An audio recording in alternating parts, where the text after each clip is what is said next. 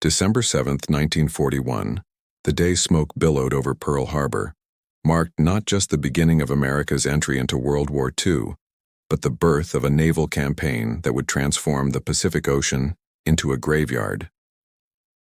While battleships burned and carrier groups mobilized for revenge, a quieter, deadlier force slipped beneath the waves. The United States submarine fleet, undermanned and underestimated, began prowling toward Japanese waters with a single directive: hunt, kill, sink. The Imperial Japanese Navy had ruled the Pacific for decades.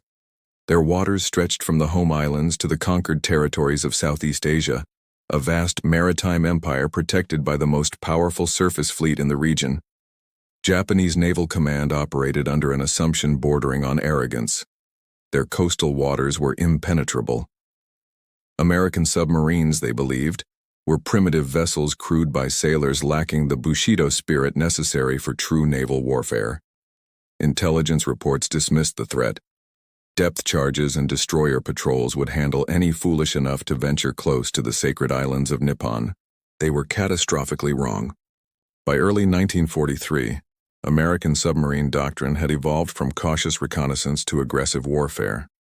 Commanders like Richard O'Kane, Eugene Fluckey, and Samuel Dealey weren't content patrolling distant shipping lanes.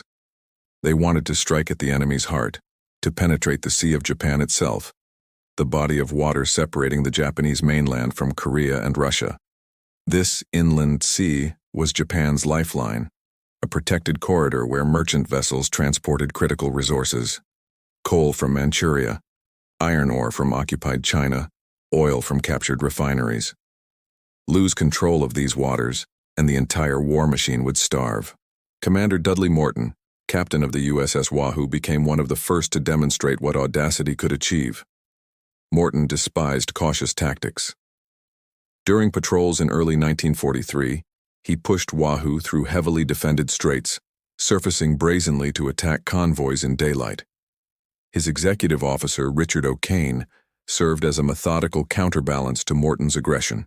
Together, they developed tactics that would define American submarine warfare: close-range attacks, surface gun engagements, and, most dangerously, penetrating restricted waters where Japanese forces believed themselves safe.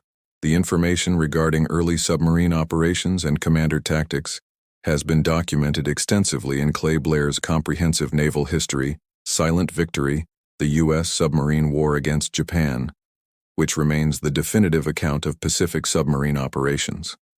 Japanese merchant captains first noticed something was wrong in the winter of 1943. Ships that should have arrived in Yokohama never appeared. Radio silence wasn't unusual, submarines hunted by tracking transmissions, but the pattern grew alarming. A freighter vanished off Tsushima. A tanker disappeared near Vladivostok. Then 3 cargo vessels failed to reach Shimonoseki within the same week. Naval headquarters dismissed these losses as isolated incidents, perhaps mines or accidents in winter storms. They couldn't conceive that American submarines had already infiltrated their inner sanctum, mapping depths, charting patrol patterns, studying the rhythms of convoy schedules. Those early boats were scouts, preparing for what would become the most devastating submarine campaign of the war. The hunters had arrived, silent and patient, counting heartbeats between torpedo launches. Soon, the Sea of Japan would earn a new name among terrified merchant crews: the American Shooting Gallery. January through March of 1944 saw American Submarine Command wrestling with a strategic puzzle that seemed unsolvable. The Sea of Japan remained a tantalizing target, but getting there required navigating 4 heavily guarded choke points: La Perouse Strait between Hokkaido and Sakhalin, Tsugaru Strait separating Hokkaido from Honshu, Tsushima Strait between Korea and Japan, and the narrow passages near Shimonoseki. Each strait bristled with mines, sonar nets, patrol boats, and air coverage. Japanese engineers had spent years fortifying these passages, confident they'd created an impenetrable barrier. Vice Admiral Charles Lockwood, Commander Submarine Force Pacific Fleet, studied intelligence reports with growing frustration. His submarines were devastating Japanese shipping along exterior routes, but the enemy had adapted. Convoys now hugged the coastline, darting between the home islands and the Asian mainland via the protected Sea of Japan. Thousands of tons of strategic materials flowed daily through this sanctuary, while American submarines prowled helplessly outside, unable to penetrate the defenses without suicidal risk. The technological breakthrough came from an unexpected source. American scientists had been developing frequency-modulated sonar, a system that could detect mines and obstacles with unprecedented precision.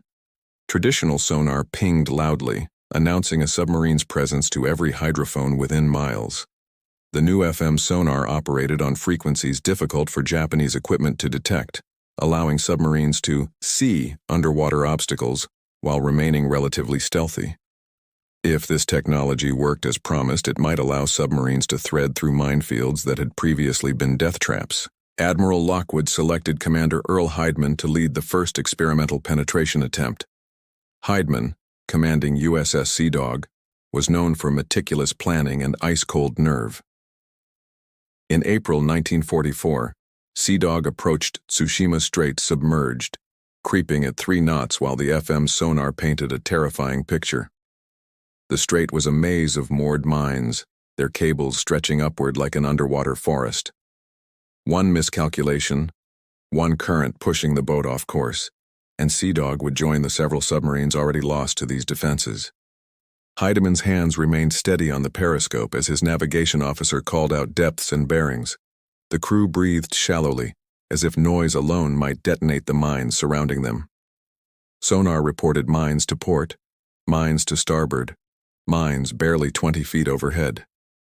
The strait seemed impassable, yet Hydeman found a corridor, a gap in the defensive pattern where tides had shifted anchored mines just enough to create a narrow passage. Sea Dog slipped through like a ghost, and suddenly they were inside. Inside the Sea of Japan, inside Japan's most protected waters, invisible and lethal. The submarine surfaced that night under cover of darkness. Hydeman's radio operator transmitted a single coded message back to Pearl Harbor. Inside, hunting. The reply came 16 hours later. Proceed. Make them pay. What happened next should have alerted Japanese naval intelligence that their sanctuary had been compromised. Over the following 8 days, Sea Dog sank 4 merchant vessels totaling 13,000 tons. Each attack followed the same pattern. Hydeman would identify a target through periscope observation, maneuver to optimal firing position, and launch a spread of torpedoes from ranges so close that missing seemed impossible. The merchants never expected attack. They sailed without zigzagging, without escorts, navigation lights burning in the darkness, because these were home waters, safe waters, except they weren't safe anymore. When Sea Dog finally slipped back out through La Perouse Strait in early May, Japanese Naval Command was receiving fragmentary, panicked reports from survivors. American submarine in the Sea of Japan. Impossible, the admirals responded. Sonar nets show no penetration.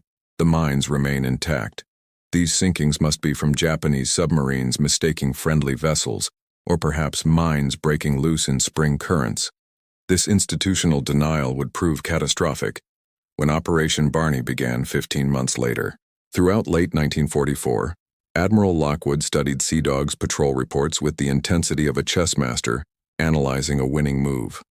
Hydeman had proven penetration was possible, but a single submarine represented harassment, not devastation. To truly cripple Japan's war economy, Lockwood envisioned something unprecedented, a coordinated wolf pack operating inside the Sea of Japan simultaneously, targeting every vessel that moved. The operation would require perfect timing, flawless execution, and submariners willing to navigate minefields twice, once to enter, once to escape. The concept became known as Operation Barney, named after Admiral Barney, though some historians suggest the name came from the popular phrase Barney Google, meaning something unexpected and startling. Lockwood assembled his staff to address the fundamental challenges. First, which submarines possessed the latest FM sonar? Second, which commanders had the experience and temperament for this type of high-risk penetration? Third, could multiple boats navigate the minefields without one triggering defenses that would alert Japanese forces to the entire operation? By March 1945, The Pacific War had reached a critical phase. American forces had captured Iwo Jima and were preparing for the invasion of Okinawa. Strategic bombing campaigns had begun devastating Japanese cities, but the home island still received crucial supplies through the Sea of Japan. Intelligence reports indicated that Japanese industry depended heavily on iron ore and coal transported from Manchuria and Korea. Severing this supply line might collapse Japan's ability to continue fighting, potentially reducing American casualties in the final invasion. Lockwood selected 9 submarines for Operation Barney, dividing them into 3 coordinated groups. The first group, nicknamed Heidmann's Hellcats, after their commander Earl Heidmann, who'd proven the penetration concept, consisted of USS Sea Dog, USS Creval, and USS Spadefish. The second group, Pierce's Polecats, included USS Tunney, USS Skate, and USS Bonefish, under Commander George Pierce. The third group, Steinmetz's Bobcats, comprised USS Flying Fish, USS Bowfin, and USS Tenosa, commanded by Commander Steinmetz. Each submarine underwent modifications in April 1945. Additional FM sonar equipment was installed, along with enhanced communication gear for coordinating attacks. Torpedo rooms were packed to capacity, every available space crammed with Mark 14 torpedoes, the finally reliable weapons that had replaced the defective fish that plagued early war patrols. Each boat carried enough ordnance to sink a dozen ships, provided they survived long enough to fire them. The crews selected for Operation Barney represented the submarine service's finest. These weren't green sailors on their first patrol, but veterans who'd survived depth charge attacks, dodged destroyer hunts, and felt the shudder of successful torpedo strikes. They understood what penetrating the Sea of Japan meant. Some boats wouldn't return. Statistics were clear. Submarine warfare carried the highest casualty rate of any American service branch, with 1 in 5 submariners dying during the war. Penetrating mined straits doubled those odds. Commander Heidmann briefed his captains in late May 1945 at Guam. The plan was elegantly simple and terrifyingly complex. All 9 submarines would converge on their designated penetration points during the same 48-hour window, entering through different straits to divide Japanese attention. Once inside, they would operate independently, hunting targets of opportunity while maintaining radio silence, unless reporting critical intelligence. After 15 days, not a day longer, all boats would exit through predetermined escape routes. 15 days. That was the window. 15 days to sink everything that moved, to transform Japan's safe waters into a killing field, to prove that American submarines could strike anywhere, anytime, regardless of defenses. The submariners studied charts showing mine patterns, memorized recognition silhouettes of Japanese vessels, and reviewed escape procedures if their boat was damaged. Some wrote letters home, carefully worded to avoid mentioning the operation, but conveying sentiments in case those letters became their final words. On June 1, 1945, 9 submarines departed Guam in staggered intervals, heading northwest toward the Japanese home islands. June 8, 1945, found USS Sea Dog approaching La Perouse Strait submerged in pitch darkness. Commander Heidmann stood at the periscope, though visibility was nearly zero in the midnight waters between Hokkaido and Sakhalin. The FM sonar operator called out contacts in a steady monotone, each announcement representing another mine suspended somewhere in the black water ahead. The strait was 30 miles wide but only 300 feet deep in most places, forcing submarines to navigate a narrow depth band between crushing pressure below and detection above. Heidmann had chosen La Perouse despite its reputation as the most heavily defended passage. Japanese forces expected American submarines to attempt the broader Tsushima Strait to the south, where multiple approach vectors existed. La Perouse offered a single navigable channel, but that channel remained less densely mined because Japanese engineers believed no submarine commander would dare attempt the passage. Heidmann was betting his boat and crew on that assumption. The sonar operator's voice tightened.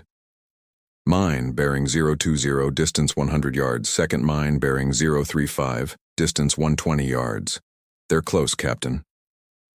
Sea Dog was threading between obstacles with clearance measured in feet rather than fathoms. The slightest current variation, 1 degree of rudder error, and the boat would drift into a mine cable.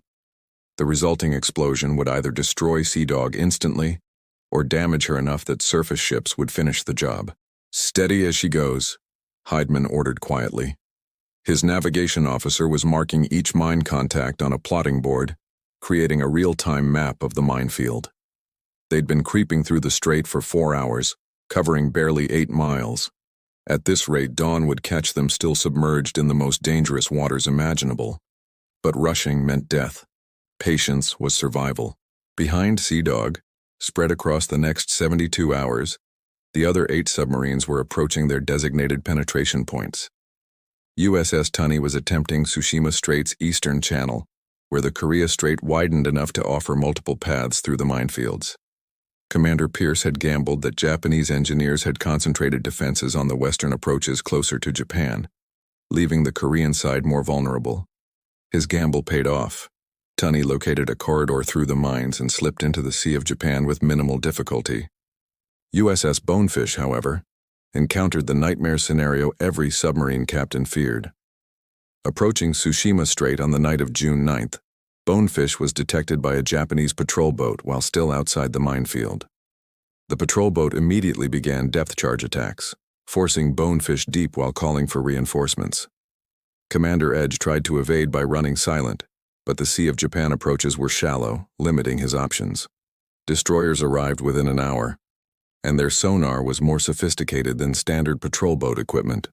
The depth charge attack that followed lasted 9 hours. Bonefish's crew endured over 200 explosions, each blast hammering the hull, shattering gauges, and testing every weld the electric boat company had made in her construction. Light bulbs shattered. Cork insulation rained from the overhead.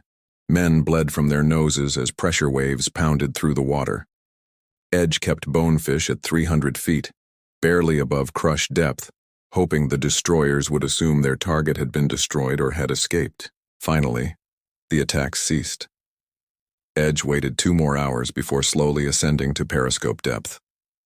The destroyers had departed, perhaps called away to more pressing duties or perhaps genuinely believing Bonefish was destroyed. But the submarine had taken critical damage. The FM sonar was offline, making mine navigation impossible.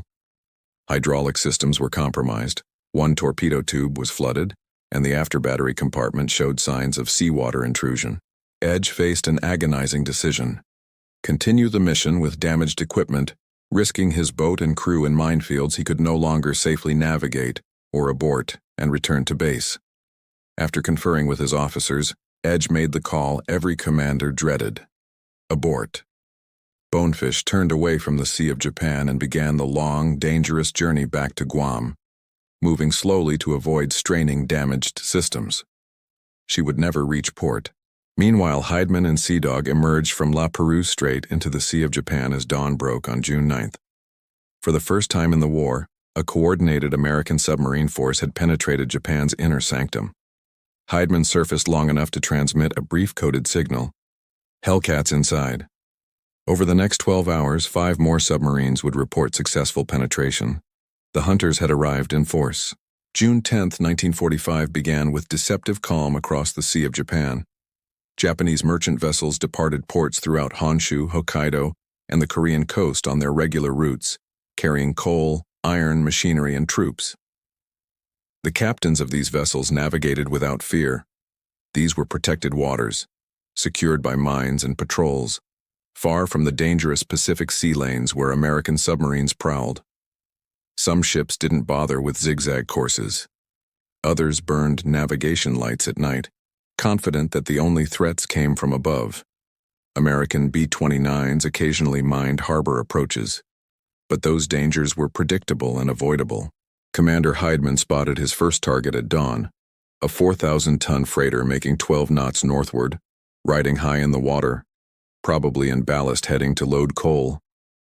Sea Dog was positioned perfectly, having spent the night racing to intercept likely shipping routes. Heidman maneuvered to firing position submerged, closing to 1,200 yards, point-blank range where missing was nearly impossible. At 6:20 a.m., he fired 3 torpedoes in a tight spread. 2 hit with catastrophic effect, The freighter listed immediately, her hull torn open below the waterline. She capsized within 7 minutes, survivors scrambling into the cold water as their ship died. Heidman didn't wait to observe survivors. That was the brutal mathematics of submarine warfare. Sentimentality got you killed. While the freighter's crew struggled in the water, Sea Dog dove deep and cleared the area before patrol boats could respond to distress signals. One ship down. Hundreds more targets remained. 70 miles to the south, USS Spadefish under Commander Germershausen achieved the campaign's second kill. Spadefish had intercepted a 2-ship convoy heading toward Niigata, a tanker escorted by a small patrol vessel. The escort was a problem. Even a light anti-submarine ship could pin down a submarine long enough for reinforcements to arrive. Germershausen solved the problem with cold efficiency. He fired 4 torpedoes, 2 at each vessel. The tanker exploded spectacularly, her cargo of refined oil igniting into a fireball visible for miles. The patrol boat took a single hit amidships, breaking her back and sinking within minutes. Both vessels destroyed in a single attack lasting 90 seconds. By nightfall on June 10th, 4 confirmed sinkings had occurred across the Sea of Japan. Japanese naval communications began reporting anomalies, but command staff initially attributed these losses to mines or accidents. The possibility of American submarines operating inside their defensive perimeter remained inconceivable.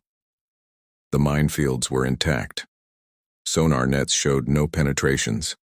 Therefore, these incidents must have alternative explanations. This institutional blindness proved fatal. While Japanese headquarters debated explanations, American submarines were spreading throughout the Sea of Japan like wolves entering a sheep pen. Each commander had been given specific patrol zones to prevent mutual interference. The last thing Operation Barney needed was American submarines accidentally torpedoing each other. The zones had been carefully planned to cover maximum shipping routes while maintaining tactical flexibility. USS Creval, commanded by Everett Steinmetz, established herself off the western coast of Honshu, focusing on the heavily trafficked corridor between Honshu and Korea. This route carried Korean coal and Manchurian iron ore to Japanese industry, critical materials that fueled the war machine. On June 11th, Creval encountered target-rich conditions, a 6-ship convoy protected by 2 escorts steaming southward in loose formation.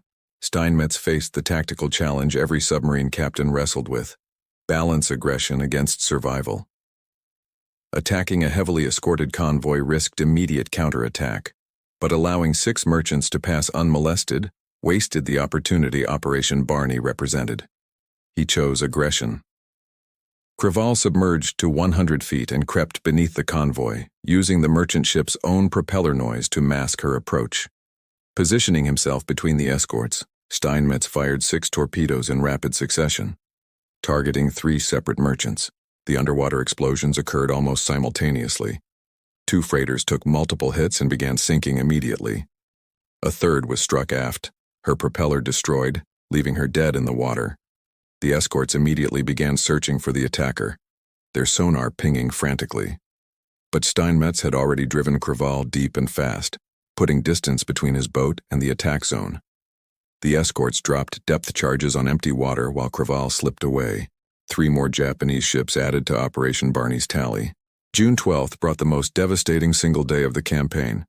7 American submarines were now actively hunting, and Japanese merchant traffic hadn't yet adjusted to the threat.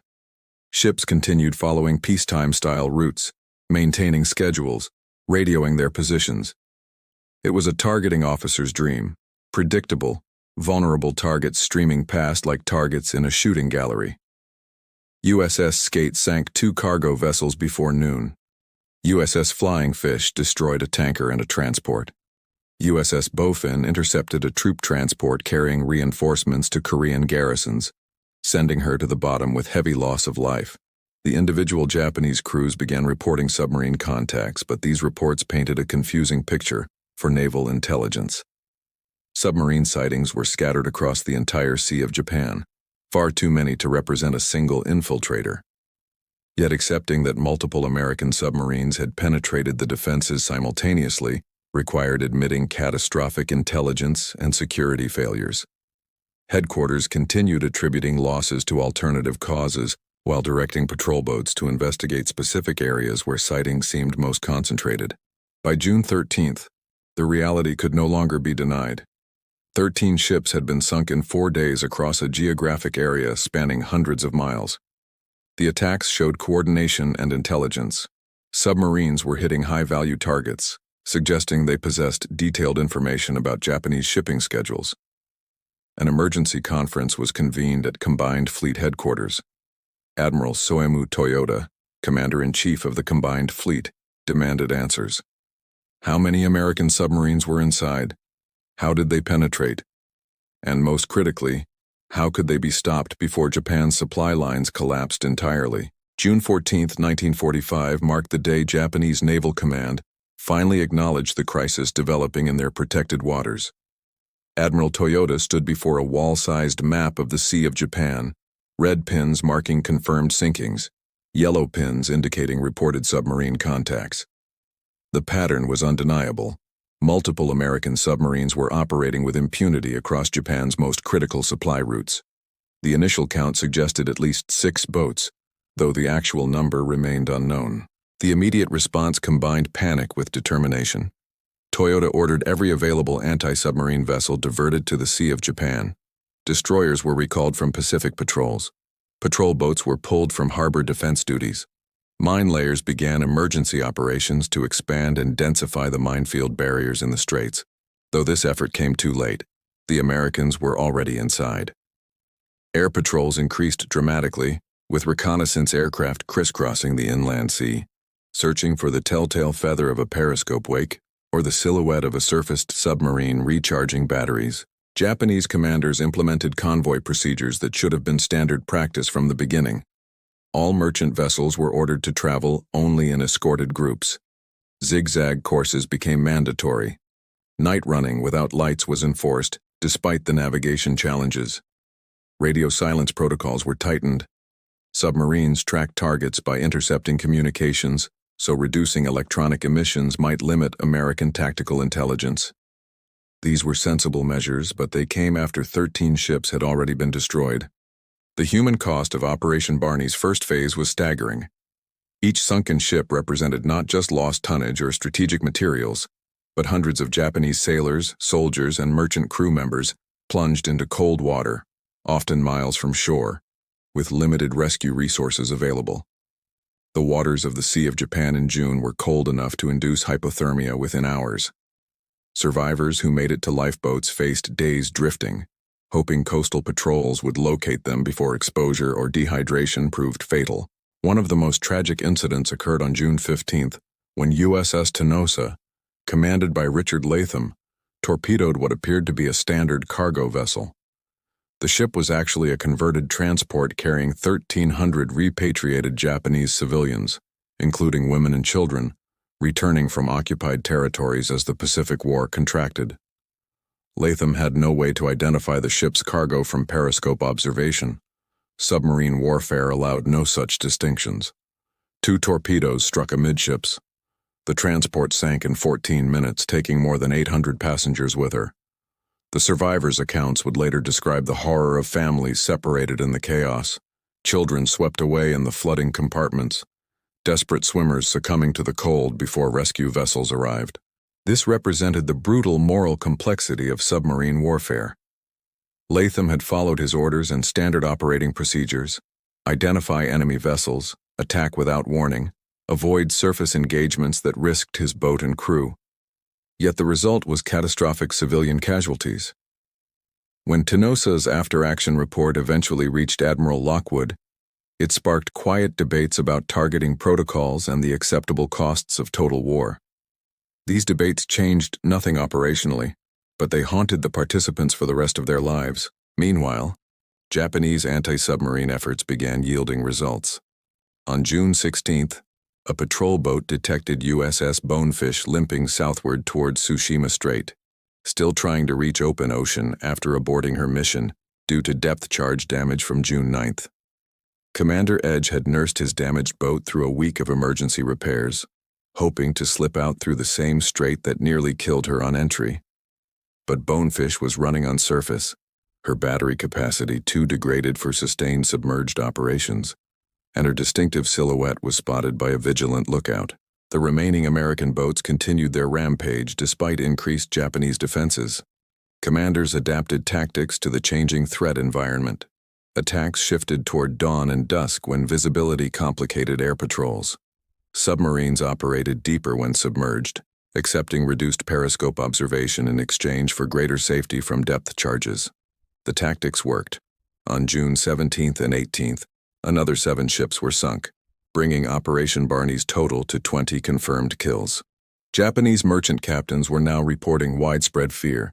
Some vessels refused to sail despite direct orders. Others attempted to run independently at night, gambling that darkness offered better protection than convoys that seemed to attract submarine attacks. Neither strategy succeeded. USS Sea Dog caught a lone freighter making a desperate high-speed run up the Korean coast and sank her with 2 torpedoes. USS Spadefish intercepted a convoy despite its escorts and destroyed 3 cargo vessels in a single attack. By June 19th, 9 days into the operation, Japan's critical supply lines through the Sea of Japan had effectively collapsed. The mathematics were simple and devastating. 27 ships sunk, totaling approximately 90,000 tons in just over a week. Multiply that by the cargoes lost: coal, iron, machinery, fuel, and the strategic impact exceeded the physical tonnage. Japanese industry depended on scheduled deliveries. When those deliveries stopped, production lines halted. Steel mills ran out of ore. Power plants exhausted coal reserves. The effects rippled through Japan's entire war economy. June 20th, 1945 found the American submarines operating in increasingly hostile conditions. Japanese anti-submarine forces had flooded the Sea of Japan with patrol craft, their sonar operators experienced and determined. The initial chaos had passed, replaced by systematic search patterns and aggressive prosecution of any contact. Every American submarine commander understood the situation had shifted. They were no longer invisible predators but quarry being hunted by an enemy growing more competent with each passing day. Commander Heidman aboard Sea Dog surfaced briefly after midnight to recharge batteries and transmit a situation report to Admiral Lockwood. The message was terse, encoded, and transmitted in compressed burst format to minimize detection risk. 27 confirmed kills. Enemy ASW intense. Request confirmation extraction date. Lockwood's reply arrived 4 hours later. Proceed as planned. Extraction window opens June 24th. All boats exit simultaneously. That gave the submarines 4 more days of hunting before the coordinated escape attempt would begin. Those 4 days would test every skill the submarine crews possessed. Japanese destroyers had begun employing new tactics, apparently based on analysis of the attack patterns. Rather than responding reactively to sinkings, destroyers positioned themselves along major shipping routes, creating mobile barriers that forced submarines to operate in deeper water, farther from optimal firing positions. Aircraft patrols had doubled, with reconnaissance planes maintaining dawn-to-dusk coverage of the most critical sea lanes. Some aircraft carried depth bombs and immediately attacked any suspicious water disturbance. USS Creval experienced this intensified defense firsthand on June 21st. Commander Steinmetz had positioned his boat off Toyama Bay, targeting industrial traffic serving the factories around Niigata. Through the periscope, he identified a valuable target, a large cargo vessel, probably 8,000 tons, riding low in the water with a full load. 2 escorts flanked the merchant, alert and actively pinging with sonar. Steinmetz decided the risk was justified. High-value targets were becoming scarce as Japanese shipping contracted in response to the submarine threat. Creval maneuvered for an optimal shot, using a technique called the down-the-throat approach, positioning the submarine directly ahead of the target's track, minimizing the firing solution's complexity. At 2,000 yards, Steinmetz fired 4 torpedoes in a spread pattern. 2 hit the cargo vessel's bow, the explosions visible even through the periscope's limited view. The merchant began sinking immediately, her bow diving as water flooded forward compartments, but the escorts reacted with impressive speed. Within seconds of the explosions, both patrol boats turned toward Creval's position, their sonar operators having triangulated the torpedo tracks back to their origin. Steinmetz ordered emergency deep and hard right rudder, driving Creval toward the bottom at maximum speed. The first depth charges detonated while the submarine was still descending through 200 feet. The blasts were close, closer than any attack Steinmetz had experienced in 3 years of war patrols. The concussions hammered Kraval's hull. In the control room, men grabbed stanchions as the deck pitched violently. Cork insulation exploded from the overhead, filling the air with choking particles. Electrical circuits sparked and died. The depth gauge shattered, glass fragments scattering across the control panels. In the after torpedo room, a seam split, and seawater began jetting into the compartment at high pressure. The damage control party fought to isolate the leak while depth charges continued exploding overhead. Steinmetz held Kraval at 400 feet, near her designed maximum operating depth, while the escorts prosecuted their attack. Over 90 minutes, more than 60 depth charges detonated around the submarine. The crew endured in silence, breathing shallowly, praying that welds would hold and pressure hulls wouldn't collapse. Men watched their gauges obsessively, monitoring every system for signs of failure. In the engineering spaces, sailors hand-cranked valves when electric motors failed, maintaining depth control manually. Finally, mercifully, the attacks ceased. The escorts had exhausted their depth charge inventory or were called away to protect other vessels. Steinmetz waited 2 additional hours before carefully ascending to periscope depth. Kraval had survived, but she was hurt. The damage report was sobering. Hydraulic systems compromised, 1 ballast tank ruptured, radio equipment destroyed, and most critically, the FM sonar offline. Without FM sonar, navigating the minefields for extraction would be nearly impossible. Other submarines reported similar close calls. USS Tunney barely escaped a coordinated air-sea attack that trapped her in shallow water for 16 hours. USS Flying Fish took minor damage from a depth charge that detonated close enough to crack external piping.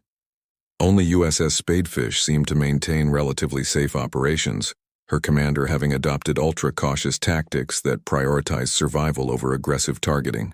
Despite the increased danger, the submarines continued hunting. The mission parameters were clear: maximize destruction until the extraction window opened.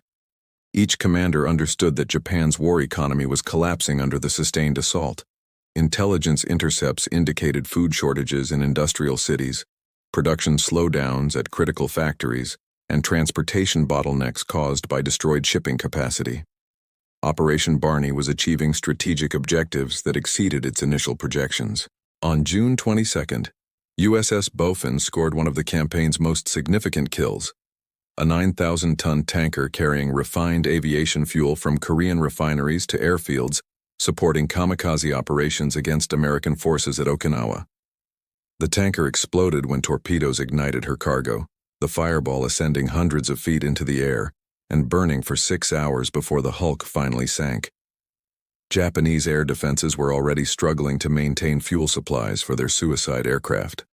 Losing an entire tanker of aviation gasoline represented a strategic blow that would directly impact operations against American invasion forces. By June 23rd, the day before extraction operations would begin, Operation Barney had achieved 28 confirmed sinkings, totaling approximately 100,000 tons.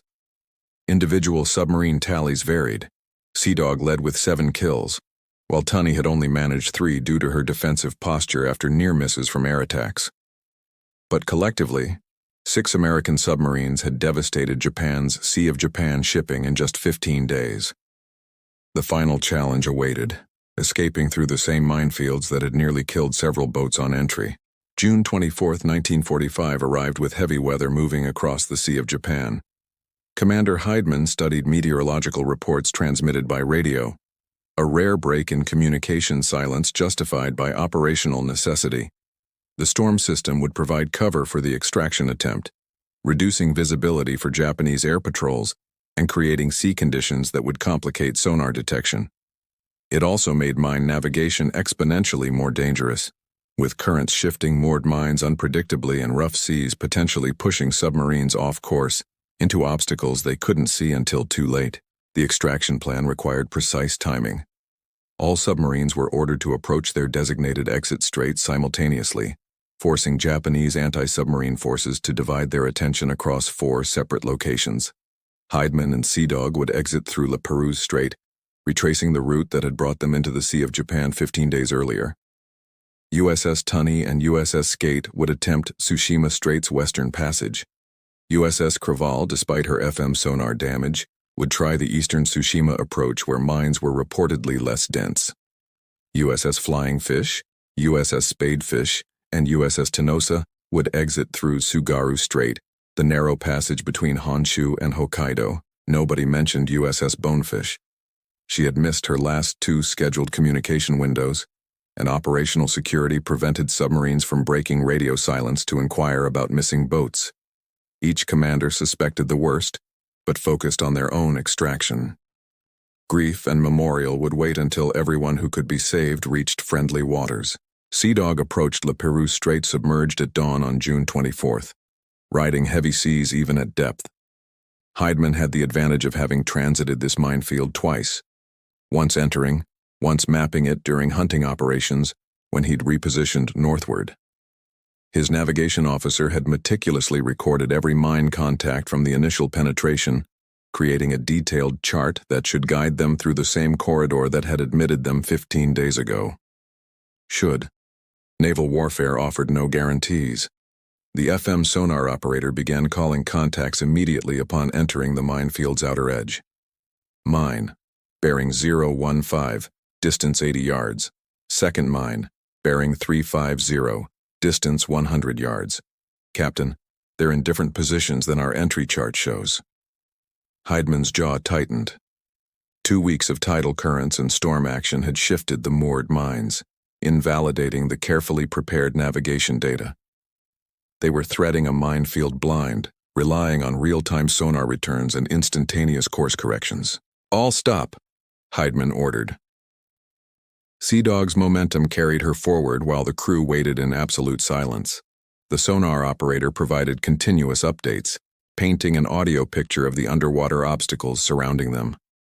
Heidman visualized the 3-dimensional space, mines above, mines to port and starboard, the sea floor 150 feet below. He ordered minimal propeller revolutions, just enough to maintain steerage, creeping through the minefield at barely 2 knots. Hours passed. The crew remained at battle stations, adrenaline sustained by fear and training. In the forward torpedo room, men who'd loaded and fired weapons that killed 28 ships now simply waited, powerless to affect their survival. In the engine room, machinists monitored equipment that had run flawlessly for 15 days, praying nothing would fail in the next few hours. A mechanical breakdown in the minefield meant death. There would be no surfacing for repairs, no calling for assistance. At 11:47 a.m., Sea Dog cleared the northern edge of Le Perouse Strait. Heidman allowed himself a single deep breath before ordering, "Take her deep, a head full. Get us out of sonar range before they realize we've transited." Sea Dog dove to 400 feet and accelerated, putting distance between herself and the minefields. Behind her, the Sea of Japan that had been her hunting ground for 15 days was finally out of reach. 70 miles to the south, USS Tunny was experiencing a nightmare scenario in Tsushima Strait. Commander Pierce had approached the Western Passage at the scheduled time, but Japanese forces had anticipated this route. A destroyer patrol was actively searching the strait approaches, their sonar systematically sweeping sectors. Tunny detected the destroyers before beginning her penetration attempt and was forced to wait, submerged and motionless, while her battery capacity drained hour by hour. Pierce faced a brutal calculation.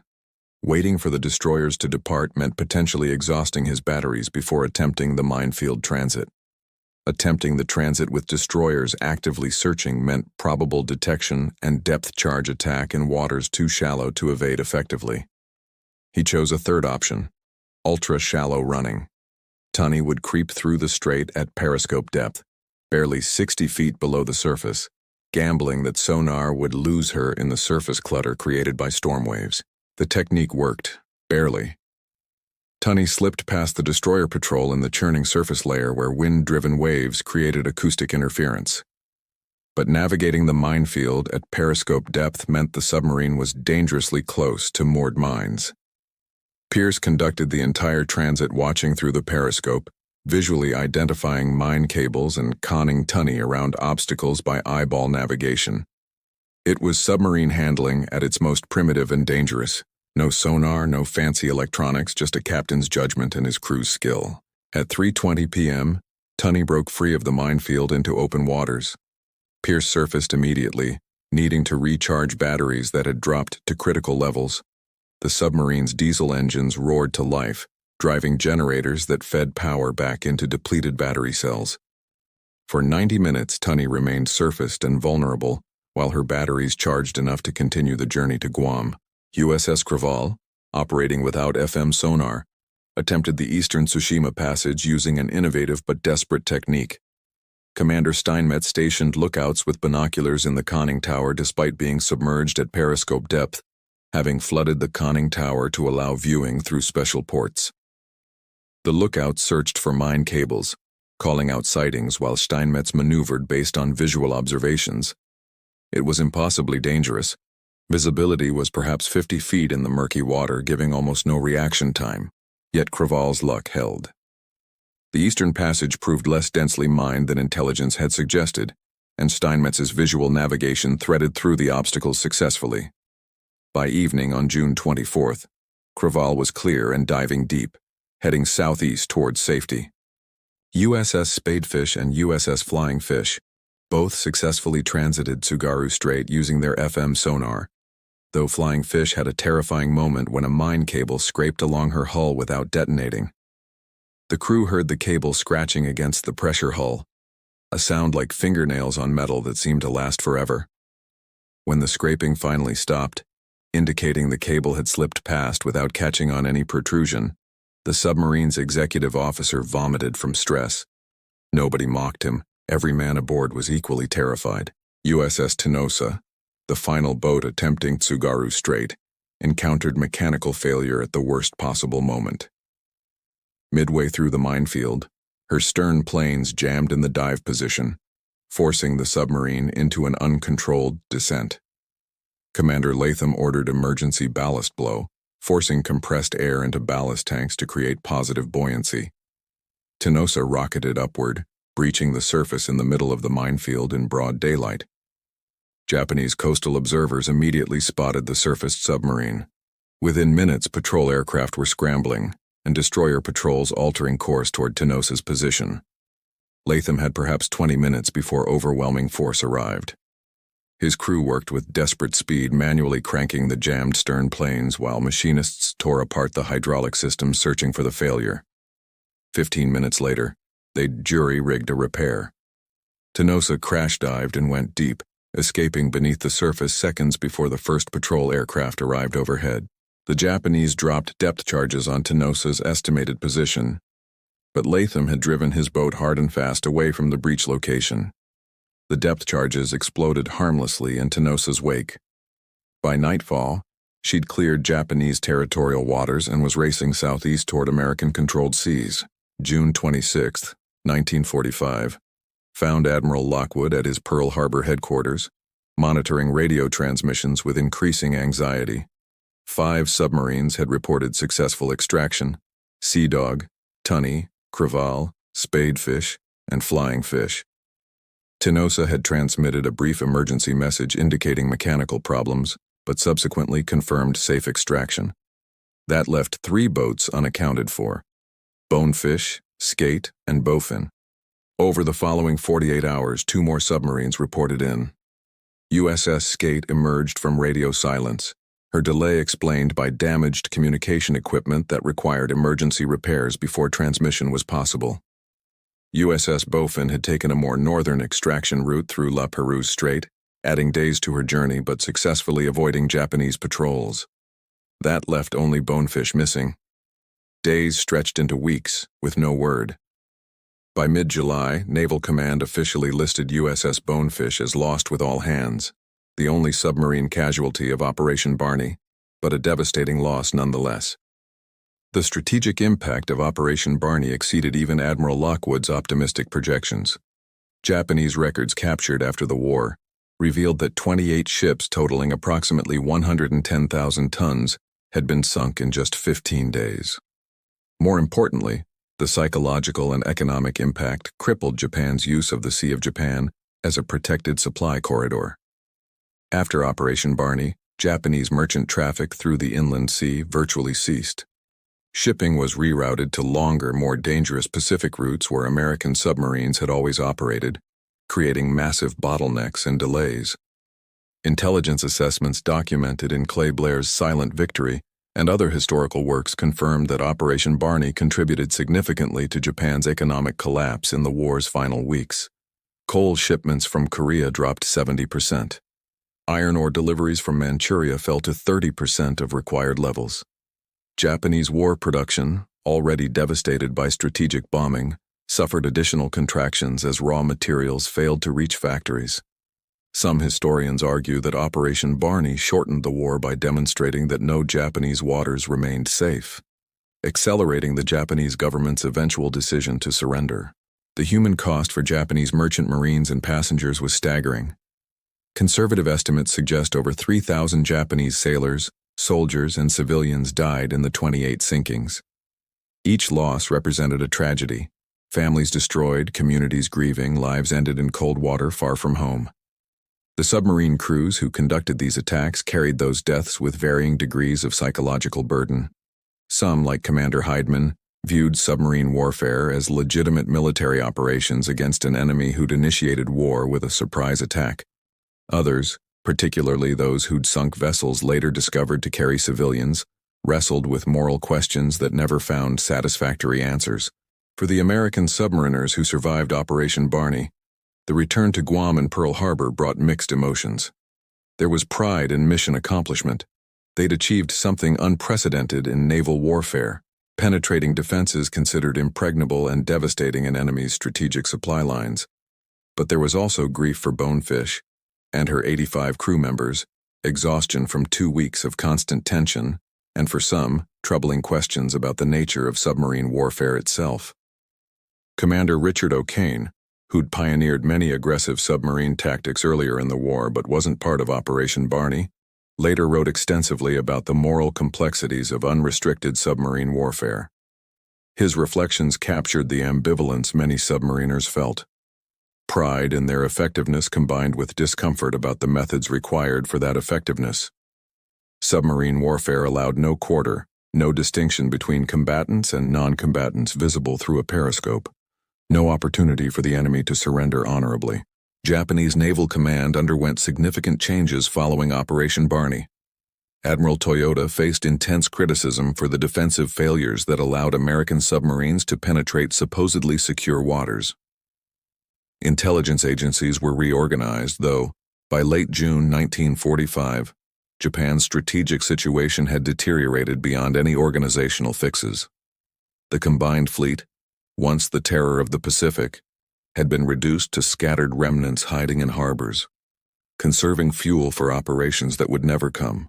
The tactical lessons learned from Operation Barney influenced submarine doctrine for decades. The coordinated wolfpack penetration of defended waters became a case study at submarine schools worldwide. The FM sonar technology developed for mine navigation evolved into more sophisticated systems used throughout the Cold War. The audacity displayed by commanders like Heidman, Steinmetz, and Pierce became exemplars of aggressive tactical thinking balanced against calculated risk assessment. For the families of Bonefish's crew, the war ended without closure. Commander Lawrence Edge and his 85 sailors simply failed to return, their final moments known only through Japanese records captured years later that documented the depth charge attack and subsequent destruction. The families received telegrams with the clinical language of military notification, missing in action, presumed lost. Some held hope for years that their loved ones had somehow survived, perhaps captured and held in prison camps. The truth was harder. Bonefish had been destroyed quickly, taking her crew to the bottom of the Sea of Japan, where she remains today, a war grave marking the cost of victory. August 15, 1945, brought Emperor Hirohito's radio broadcast announcing Japan's surrender, the first time most Japanese citizens had heard their emperor's voice. Among the multiple factors contributing to this decision, the atomic bombings of Hiroshima and Nagasaki, Soviet entry into the war, devastating conventional bombing campaigns, was the complete collapse of Japan's maritime supply system. Operation Barney represented the culmination of America's submarine campaign. the final demonstration that Japan could not defend even her most protected waters. Post-war analysis by American and Japanese historians revealed operational details that commanders during the war could only estimate. Japanese records showed that merchant marine losses in the Sea of Japan during June 1945 exceeded losses for the entire previous year in those waters. The economic disruption rippled through every sector of Japanese war production. Steel mills in Kyushu shut down for lack of coal. Aircraft factories in Nagoya halted production when aluminum supplies ceased. Food shortages intensified in industrial cities as agricultural products from Korea and Manchuria couldn't reach Japanese ports. The strategic bombing survey conducted by American forces after Japan's surrender included extensive analysis of submarine warfare's contribution to victory. The survey concluded that submarine operations, particularly campaigns like Operation Barney, that targeted critical supply lines, had been equally important as strategic bombing in collapsing Japan's capacity to continue fighting. This finding surprised some planners who'd focused primarily on air power, but veteran submariners found it validation of 3.5 years of dangerous, unglamorous warfare beneath the waves. For the submarine veterans of Operation Barney, the post-war years brought both recognition and difficulty. Commander Earl Heidman received the Navy Cross for leading Hellcats through the minefields and conducting aggressive operations inside the Sea of Japan. Similar decorations went to other commanding officers who'd participated in the operation. Crew members received campaign ribbons and submarine combat pins, small pieces of metal representing experiences that would haunt some for the rest of their lives. The transition to civilian life proved challenging for many submariners. The skills learned in submarine warfare, tolerance for confined spaces, ability to function under extreme stress, comfort with mortal danger, had limited applicability to peacetime careers. Some veterans thrived, channeling their discipline and technical skills into successful businesses or engineering careers. Others struggled, carrying psychological burdens that wouldn't be formally recognized as post-traumatic stress disorder for decades. Nightmares of depth charge attacks, guilt over ships sunk and lives taken, survivors' guilt for outliving crew members like those on Bonefish. These invisible wounds took longer to heal than any physical injury. The Japanese perspective on Operation Barney emerged gradually through post-war historical research. Survivors from sunken ships described the terror of sudden torpedo attacks in supposedly safe waters. Merchant captains who'd witnessed multiple ships in their convoys destroyed spoke of the psychological impact, the constant fear that any voyage might be their last. Japanese naval officers who'd tried desperately to defend against the submarine onslaught expressed professional respect for American tactical execution, while acknowledging the defensive failures that made Operation Barney possible. One particularly poignant account came from a Japanese merchant captain who survived 3 separate submarine attacks during June 1945. His ship was damaged in the first attack, but limped to port. Assigned to another vessel, he experienced a second attack that sank his ship, swimming for hours before rescue. Assigned to a third vessel, merchant marine duty was compulsory. He survived yet another torpedoing. His post-war memoir described the psychological dissolution of believing death was inevitable, that the submarines were everywhere and unstoppable.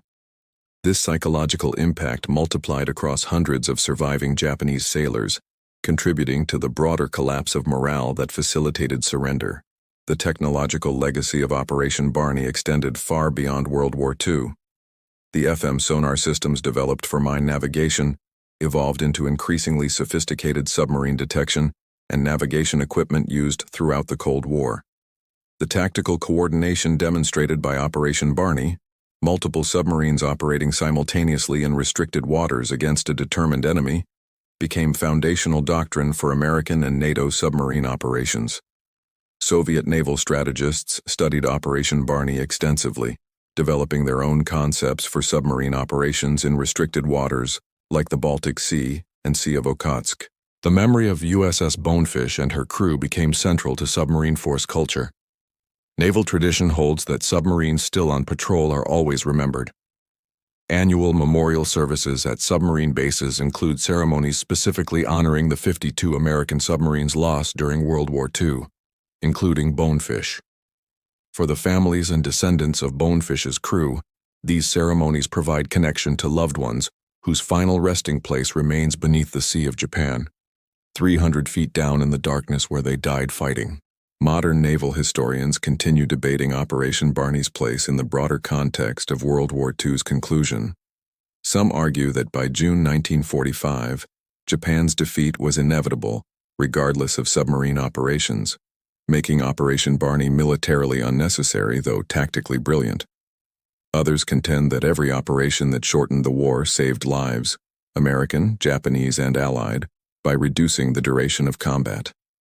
The atomic bomb debate often overshadows discussions of conventional military operations, but veterans of submarine warfare consistently argue that their campaign was crushing Japan's ability to fight before the atomic weapons were deployed. What remains undisputed is Operation Barney's place as one of the most audacious submarine operations in naval history. 9 submarines penetrating supposedly impregnable defenses, operating for 2 weeks in enemy-controlled waters, sinking 28 ships, and extracting successfully with only 1 loss demonstrated capabilities that revolutionized submarine warfare.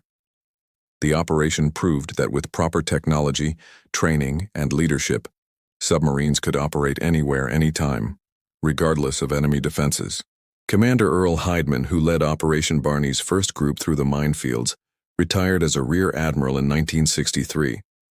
In his final interview before his death in 1997, he reflected on Operation Barney. "We knew it was dangerous. We knew some of us might not return. But we also knew that every ship we sank, every supply line we severed, brought the war closer to ending. The boys on Bonefish paid the price for our success. We never forgot them, not for a single day." That sentiment echoed through the submarine force for generations. The plaque at the Submarine Memorial in Pearl Harbor lists 52 boats and 3,700 men lost during World War II. Among those names, USS Bonefish and her 85 crew members represent the cost of Operation Barney, the price paid for transforming the Sea of Japan from a Japanese sanctuary into an American shooting gallery, for demonstrating that nowhere was safe, that the hunters could penetrate any defense. It was a lesson written in blood and steel beneath the waves, remembered by those who survived and honored by those who followed in their wake.